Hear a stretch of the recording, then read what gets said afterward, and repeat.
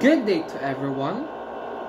It is the season that we need to have a wise decision on who we need to elect as the new leader of our nation. I present myself as a candidate. Here I am in front of all of you to tackle some of the issues this country is facing and what we can do to ease these challenges and resolve them. Inequality is an issue that we all know. We all have heard it, and some have unfortunately experienced it. First and foremost, let us evaluate the definition of inequality. According to its primary description, it is having a different and equal distribution of opportunities for everyone.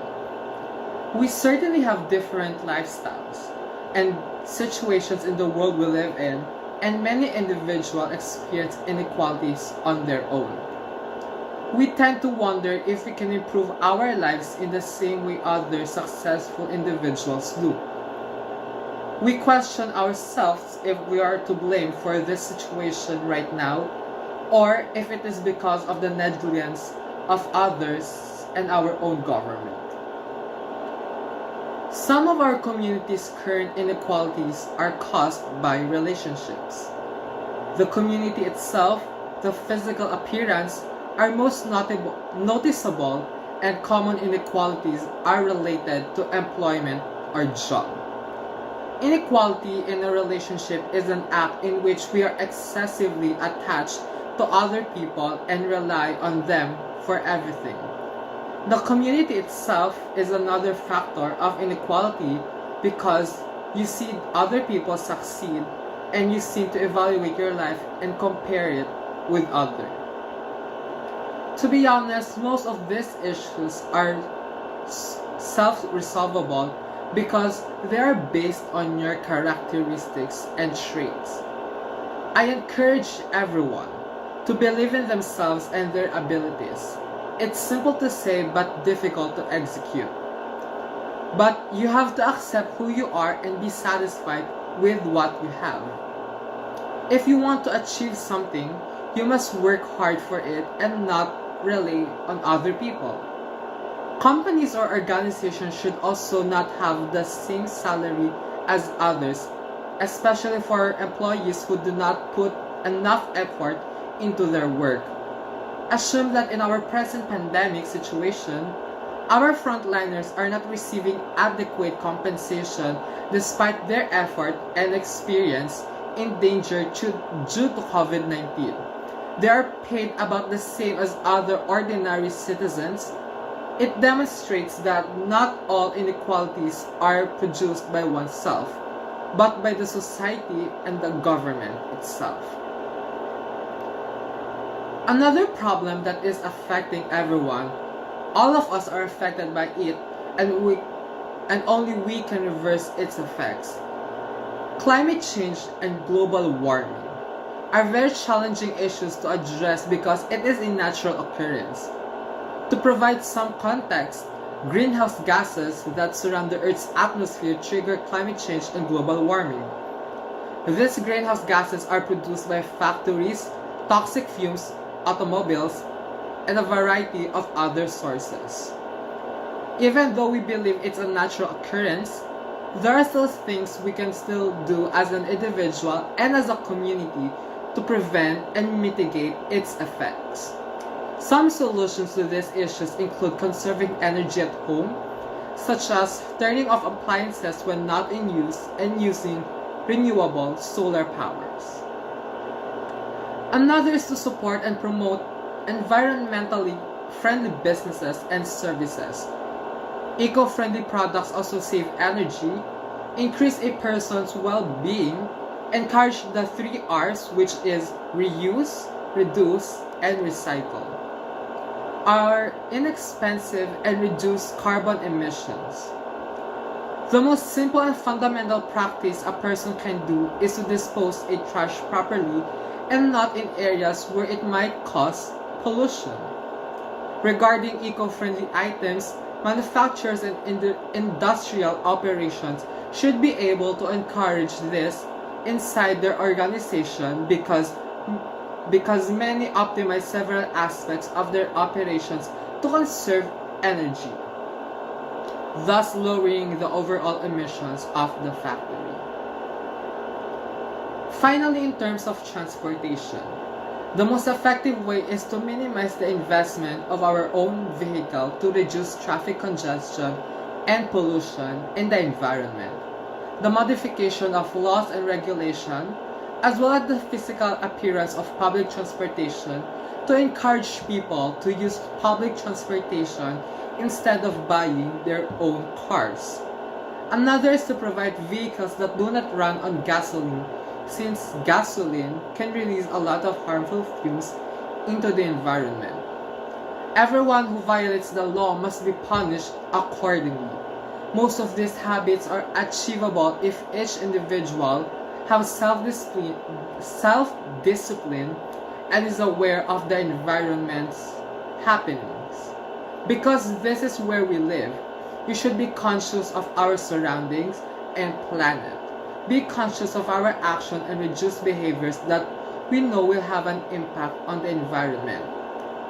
Global warming and climate change is a collective problem of the world. It is only us that we can reverse and minimize its problems, and the right time to start is today. There is no other great time to start but today. As people or scientists have said, no greater harm or risk imposed to human in the future generation than climate change and global warming. Corruption. I, Charles Niaga, as a servant of this country, I am obligated to solve people's problem to who governs. As an assurance, I will take a note that if I'm the one destined to be our next leader, will end corruption. First, I will make a law for those who will be found guilty of spending people funds for their interests will enter rehabilitation to give the knowledge about people suffering because of these practices. But in case they do it twice, this public official must be suffering a lifetime in jail. Second, I will clean or remove all people immediately in the agency once one person is involved or responsible for stealing funds. Once I step into the palace, my government will not tolerate corruption. After all, we are here to serve you, not to steal from you. Lastly, for your love for this country, I hope your cooperation to immediately tell us if you know public officials spending your money for their interests. As cutting Asian corruption, an impossible dream, it is stated that politicians lack political will reason. That's why it exists. We, people, living beneath corruption since the beginning, so for the change, we need you to unite for a better tomorrow.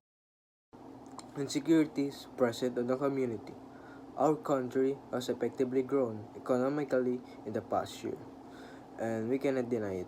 We have felt its effects on the society. Some people have attained a better and more comfortable life thanks to the changes we have made. But a country must not only have developed its economic structure, a commendable country must also have peace throughout the nation. I know you all know the Republic is still struggling to achieve long-term peace. Let's focus on Mindanao, the region where many people associate it with continuous raging wars, a place that many residents are still hoping that one day peace will be achieved and maintained within their land. Peacemaking is not easy. If it was that easy to have, why do we still struggle with it? Because of the conflicts on both sides. The problem in Mindanao is historical. It is not something that we can solve just by looking at the front of the problem. We must look back in time for all of us to understand the root of all this chaos that is still haunting many lives. Our nation tried to assess many palpable solutions, yet no one concrete solution. We should make a transparent, peacemaking progress to ensure that this intention is clean and clear. Make an amendment that will benefit all sides, especially the innocent lives interrupted by this unfortunate action. We must ensure that the peace will not be temporary. Thank you. Our current situation that will stick to us forever is pandemic. The whole world has been shocked by this pandemic. We suffer from a pandemic called COVID-19. The transmission of the virus is possible and keeps mutating, and once I become the leader of this country, I promise you our sovereignty will rise again and bring back our community's life. As the Cardenas NC 2021 Strategic Recovery Plan during COVID-19 toward herd immunity in the Philippines, Journal of Public Health, Oxford, England, to bring our life before pandemic, we must reach herd immunity immediately. I will urge the Health and Finance Department to bring in a lot of COVID-19 vaccines that will help our community recover. We all see the lack of hospital beds in our country. I will prioritize building public hospitals, most especially in rural areas such as the province. Therefore, people can access them easily.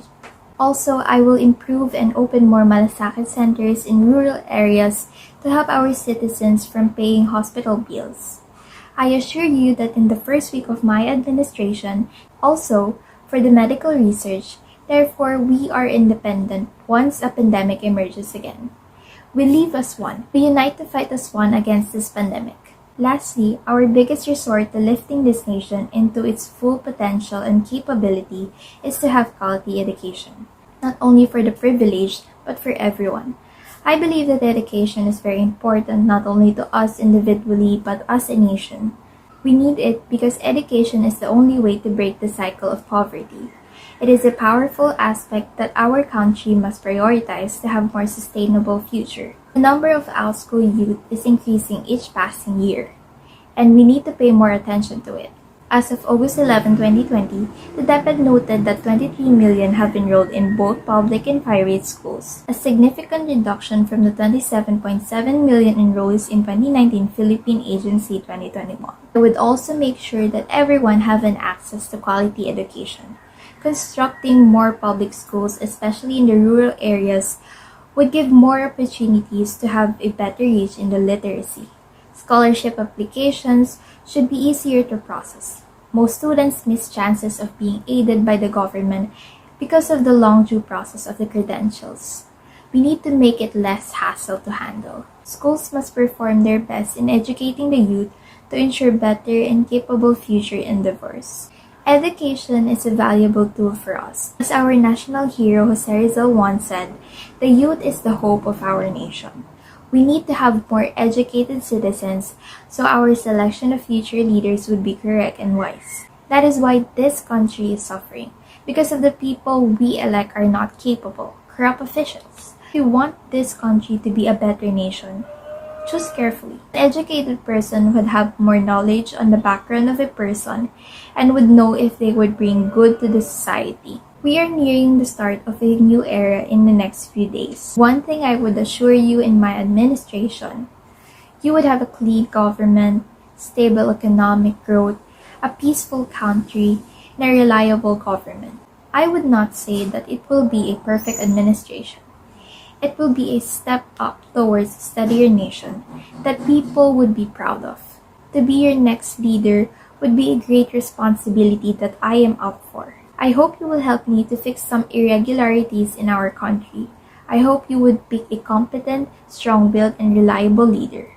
And lastly, good night to everyone and keep safe. Thank you.